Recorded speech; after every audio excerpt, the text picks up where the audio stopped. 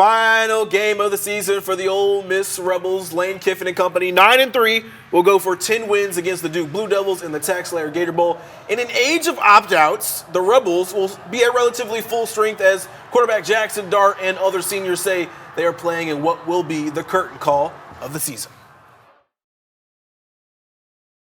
He said he was definitely playing and wanted to play his last game with these guys, and he encouraged some of his other guys that are kind of in that in-between position of playing or opting out for the draft, and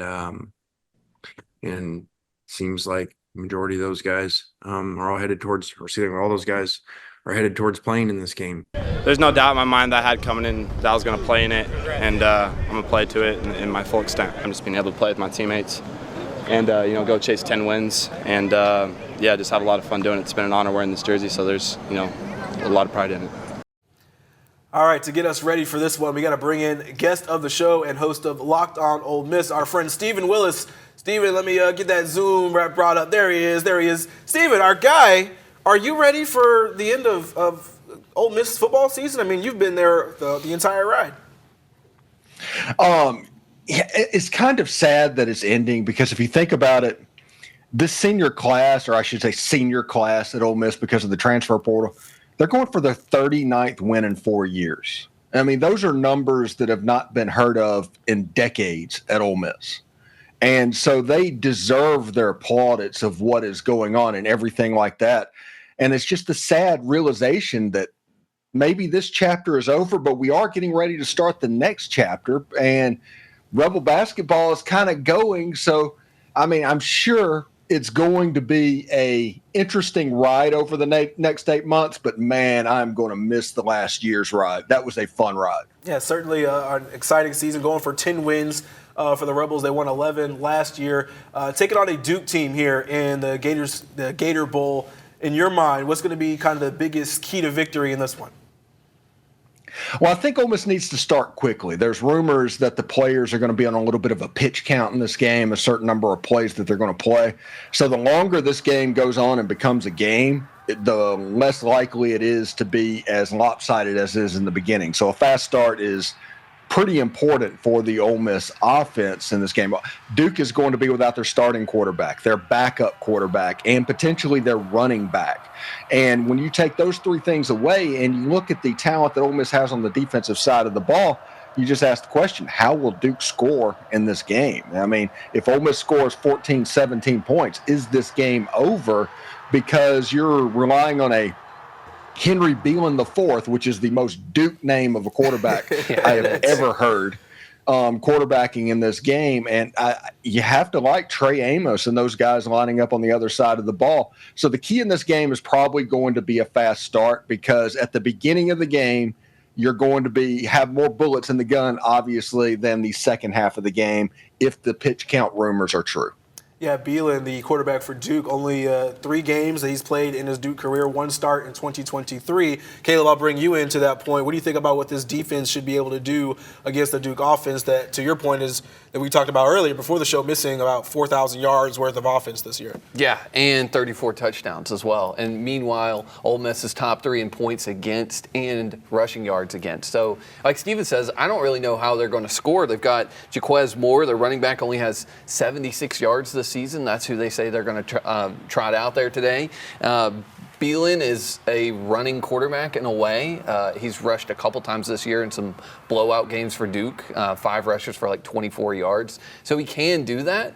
I think Duke are going to have to pull out all the stops. They're going to have to incorporate maybe some trick plays, some stuff that Ole Miss hasn't seen from their film this year. They do have that advantage in a way, in that they don't really have that much film on Beelan IV, too. And he's a young guy. He's a sophomore.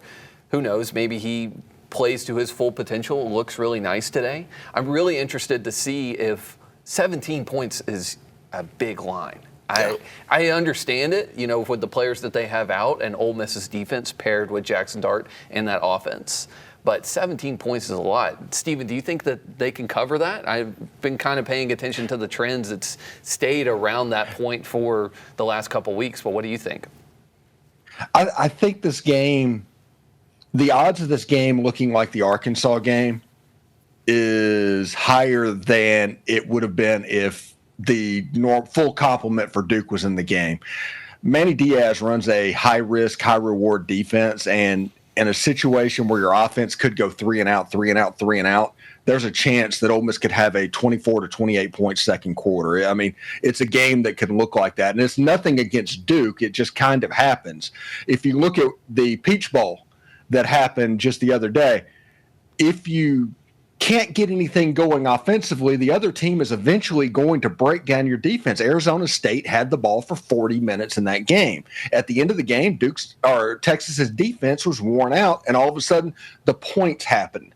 The same type situation could happen with the Duke Blue Devils if they can't get anything going offensively. I expect Duke offensively to play extremely slow, like Vanderbilt slow. That is what we're going to have in this game, because they want this to be a 9 and 8 possession type football game, as opposed to what Lane Kiffin wants is 13, 14 possessions. Yeah, I think you make a really good point there. Offensively, we know what the Ole Miss Rebels are going to be able to do on the defensive side of the ball, really, for both teams. I think I wouldn't say they're even. I think Ole Miss obviously has a much more talented roster, but what the Duke defense has been able to do under Manny Diaz this year has been really impressive. Both of them hovering around that 3-4 sacks a game kind of scenario. Pass defense, Duke's one of the best in the country, 194.8 yards allowed through the air, and we know that Jackson Dart's going to want to sling it in this one, especially with no Henry Parrish Jr. He's not going to be in this game, so Jackson's definitely going to throw the ball around the yard a little bit, I think.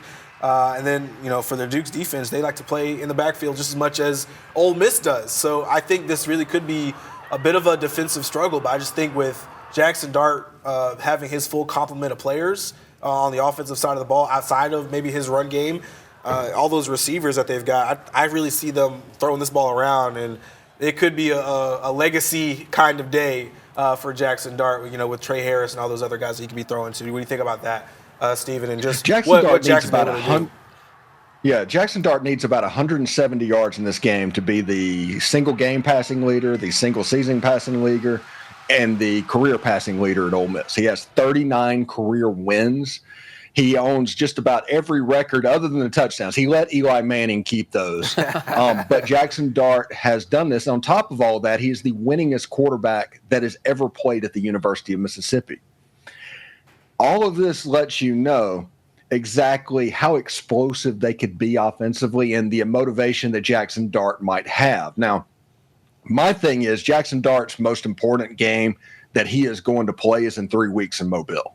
I mean, that's just the way it is. When he gets down there and goes through Senior Bowl practices and all of that, that week is so much important. So Ole Miss doesn't want another repeat of what happened with Matt Corral in the Sugar Bowl. They need this to go as smoothly as possible.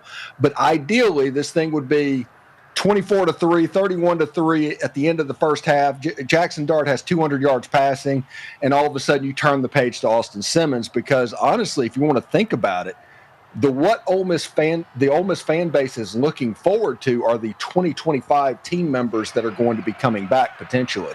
Like Austin Simmons has this fan base in an uproar of how excited they are.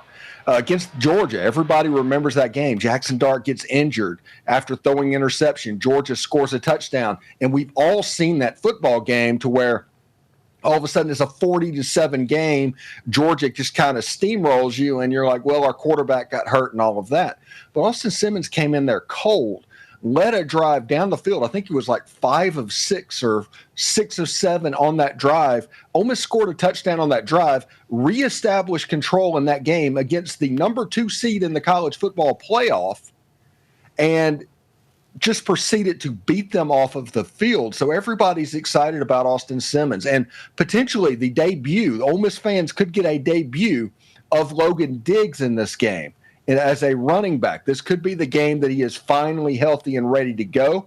Everybody's excited about that. Everybody wants to see Aiden Williams, and especially those young defensive linemen, if they come up there, the William Eccles, the Cam Franklins, those guys. The Ole Miss fan base is paying attention to that group, and it starts with Austin Simmons. Just as a kind of a follow-up, obviously this game got moved back just a little bit because of what happened in New Orleans surrounding the Sugar Bowl being postponed. Do you think I just want to kind of get your thoughts on what happened out there in New Orleans and that game being pushed back. quick thoughts on what could happen in the Sugar Bowl as we were talking about the college football playoff and the games that we've already seen so far. Well, in New Orleans, man, that was a tragedy. Crazy. I mean, and the Sugar Bowl being pushed back, it should have been pushed back because it is a game and that is real life. But the way it just kind of worked out, the next day, Ole Miss gets a college football playoff lead-in into their Gator Bowl. You know, as weird as that sounds. So more eyes are going to be on this football game than was probably originally going to be on this football game. Listen, the college football playoff this year, I love it. It's fantastic. But this year has not been good. They decided on a broken system. Boise State and Arizona State, no way they should have been the number 3 and the number 4 seed. That messed up the math of the whole bracket, and you ended up with teams playing against each other that probably should have been quarterfinal level matchups going in the first round, and then in the quarterfinals getting your Arizona State and your Boise State. And I'm not saying they didn't belong to be in it. I'm just saying the automatic buys were problematic. I think the way this looks in 2026 is a 16-team college football playoff with the first 8 games of the first round and on campus, and you're going to have 2 games on Thursday, 3 games on Friday, 3 games on Saturday, and it's going to be like the first round of the NCAA tournament. All right. Well, certainly some strong feelings there on the college football playoff. We've had some great games. We'll get one more of the Sugar Bowl before we watch the Ole Miss Rebels take on the Duke Blue Devils in the TaxSlayer Gator Bowl. And hopefully we're talking about Ole Miss in that 16-team playoff.